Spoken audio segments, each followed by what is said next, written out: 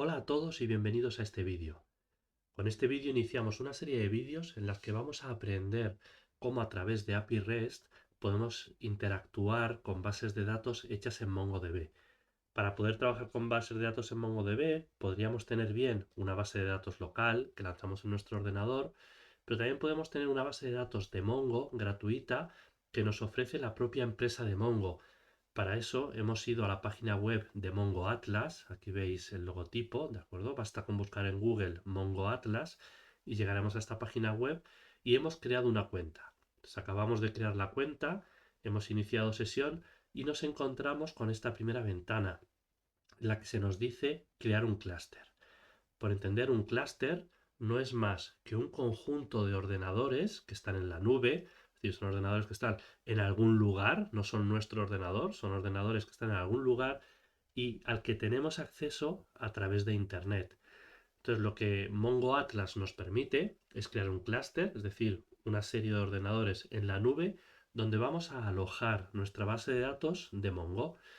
Entender esto solo por curiosidad que los clusters no son máquinas reales, son máquinas virtuales que se ejecutan en una máquina real. Entonces lo que vamos a hacer es crear un clúster o un conjunto de máquinas virtuales en las que se va a alojar nuestra base de datos y a través de Internet podremos acceder a esa base de datos para leer, escribir, modificar, etcétera. Eso veremos cómo se hace en los próximos vídeos. Pero de entrada simplemente vamos a crear el clúster. Para eso le damos a Create y desde las distintas opciones que tenemos, y nos está diciendo las opciones de pago y gratuitas, la que escogemos es la versión gratuita. Podríamos escoger también una de pago, pero no es necesario. La versión gratuita nos da 512 megas, es más que suficiente, y la memoria RAM y la CPU, es decir, la memoria RAM y la CPU del clúster que vamos a crear son compartidos. ¿Qué quiere decir? Que nuestro clúster no va a ser realmente solo para nosotros, sino que en ese mismo clúster va a haber otras bases de datos de otros usuarios a las que nosotros no tendremos acceso, pero sí compartimos los recursos, compartimos la memoria y la CPU, mientras que para nosotros estarán reservados 512 megas.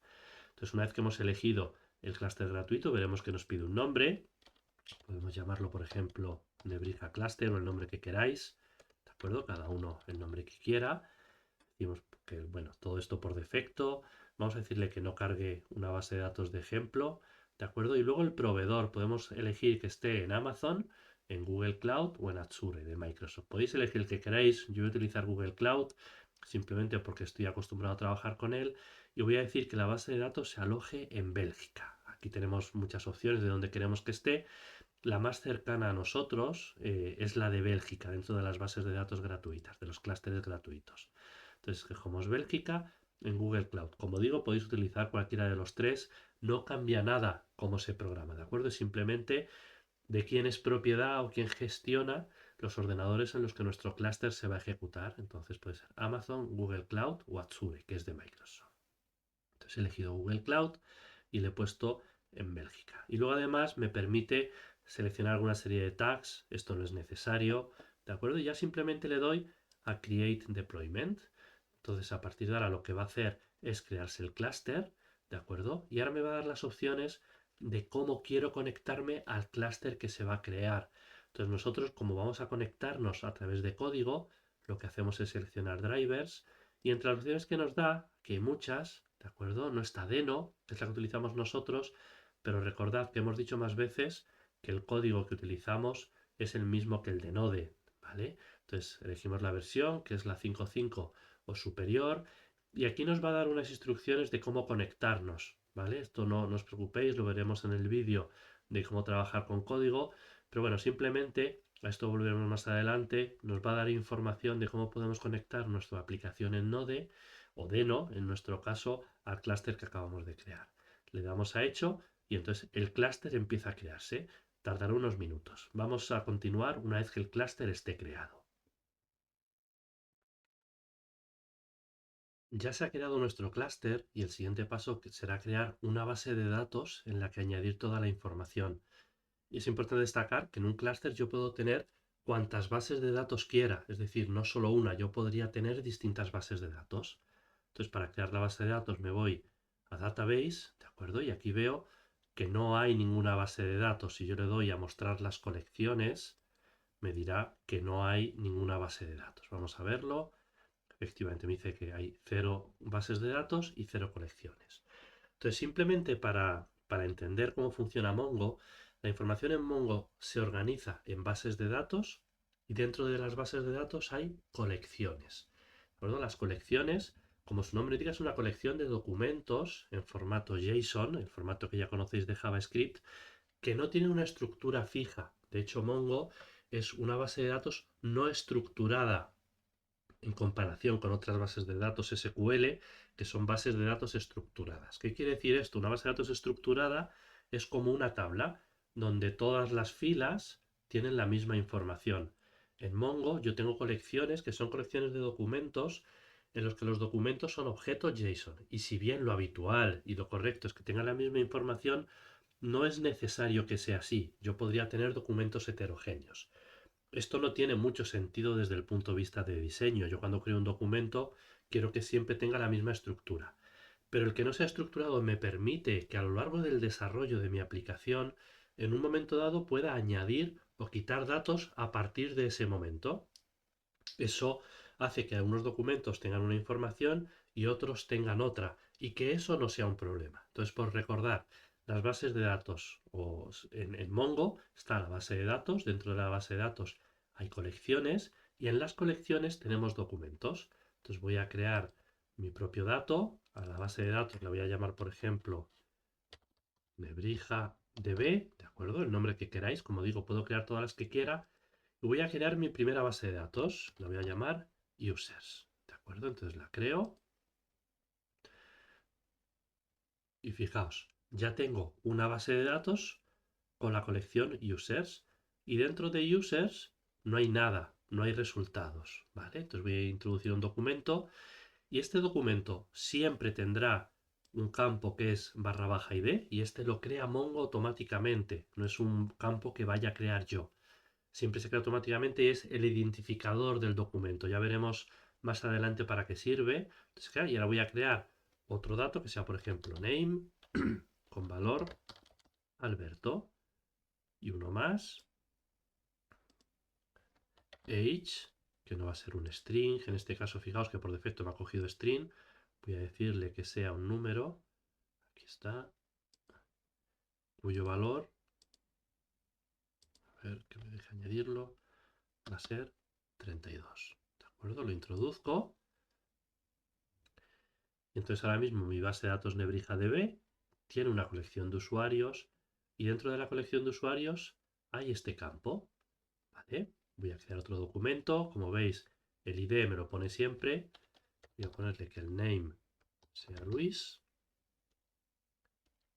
Voy a poner uno más, que sea de tipo numérico otra vez. Age 22. Y lo introduzco. Entonces aquí veis que mi colección tiene dos documentos. Cuando esto tenga cientos de documentos, yo podría buscar, por ejemplo, diciendo, búscame aquellos cuya edad sea 32. Se hace de este modo, es un filtro. Esto no es exactamente igual que en JavaScript, pero es semejante. Yo estoy filtrando aquellos documentos cuya edad sea 32. Y si lo aplico, pues me sale solo Alberto. Podría incluso aplicar filtros donde tengo varios campos. Por ejemplo, age 32, name, Luis. Y me dirá que no hay ningún documento porque no existe ningún documento en el que el nombre sea Luis y la edad 32. Ya veremos más adelante cómo se pueden crear estos filtros y cómo me ayudan a crear los datos, ¿de acuerdo? Entonces, ya hemos hecho un clúster.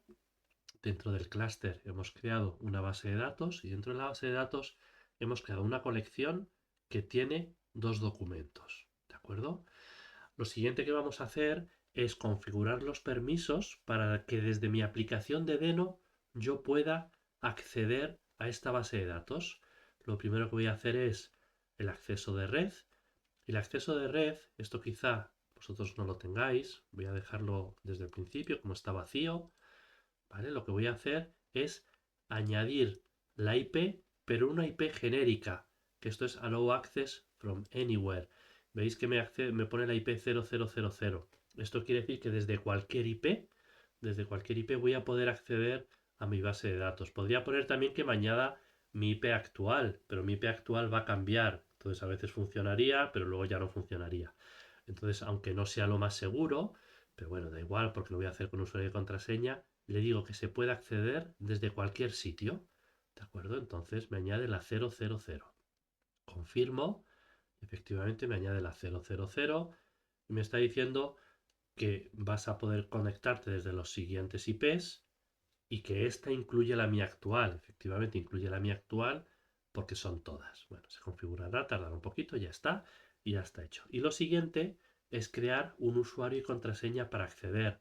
Yo ya tengo uno creado, ¿de acuerdo? Entonces lo creáis y le dais simplemente acceso a todos los recursos de las bases de datos. O sea, aquí lo que tengo es que este usuario y contraseña puede acceder a todo. Vamos a ver cómo se haría si yo quiero acceder a otro. Voy a decir o de user, pongo la contraseña 1, 2, 3, 4, 5, 6. ¿De acuerdo? Aquí está, 1, 2, 3, 4, 5, 6. Y luego los privilegios le voy a decir que pueda acceder a todo. Entonces para eso le digo que sea read and write to any database. Es decir, puede acceder a cualquiera. O si queréis incluso darle más permisos, puedo decirle que sea un Atlas Admin. Entonces va a poder hacer todo, crear colecciones. Entonces por no tener problemas de permisos, yo le diría Atlas Admin. ¿De acuerdo? Añado el usuario. A ver, el password price. Me dice que la contraseña es demasiado débil. Bueno, pues A, B, B, B, asterisco, asterisco, asterisco. Me dice que no puedo poner asterisco. Pues quito los asteriscos, lo dejo así, añado el usuario y ya está creado el usuario, ¿de acuerdo? Other user. Entonces ahora mismo tendría dos usuarios que pueden acceder a mis bases de datos como administradores. Es importante que puedan ser administradores porque de este modo también podrán crear colecciones, borrar colecciones, etc.